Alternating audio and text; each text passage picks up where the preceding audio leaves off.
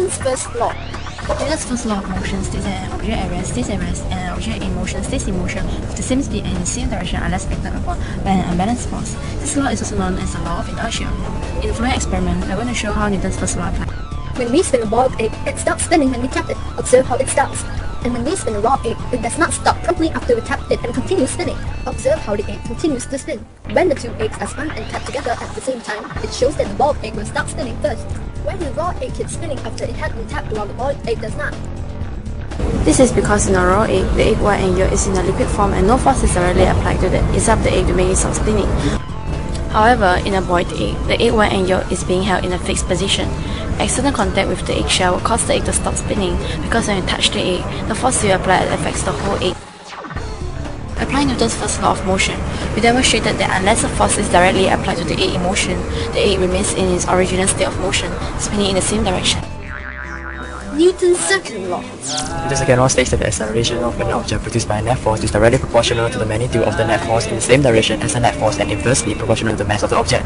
It can be represented by the formula F equals ma, which is force equals to mass multiplied by its acceleration. The acceleration can be found if the mass is different while the force applied is the same. In the next demonstration, we are going to show how Newton's second law applies.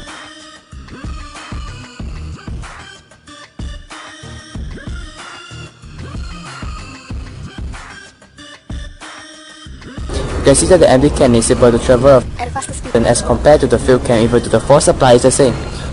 We kept the force applied constant by using a rubber band that is stretched the same distance before shooting each can. Applying Newton's second law. It will show that with a constant force applied, object with greater mass will travel further in the same amount of time, which is equivalent to greater acceleration. So as the greater acceleration, an object has a smaller mass. This is also derived from the manipulation of the physics formula F equals ma. To find the acceleration of the object, we can get a equals F over m. Thus, this shows that with a greater mass, more force is needed to increase the acceleration. Newton's third law. Newton's third law states that for every action there is an equal and opposite reaction. This law can be applied to most of our daily activities like walking and even laying an object on the ground. When we put a book on the floor, it presses down on the floor with its weight due to gravity, and this is the action force. The ground would then push back on the book with a reaction force, which is also known as the contact force. In our last demonstration, we are going to show how the action and reaction force works as a pair. When we swim, we are able to propel forward. Why are we able to do so? This is because when we exert a force to propel in the water, we create the action force.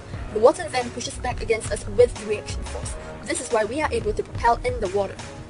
Same law applies to when we are leaning against a wall or fixed table and do not fall. This is because when we exert a force on the edge of the table or the wall, there's an equal and opposite reaction that counters with our force exerted, causing no resultant force and thus allow us to stay in that position. At a time where Sir Isaac Newton made great discovery by coming up with the laws of motion, no one knows there was such a place called space.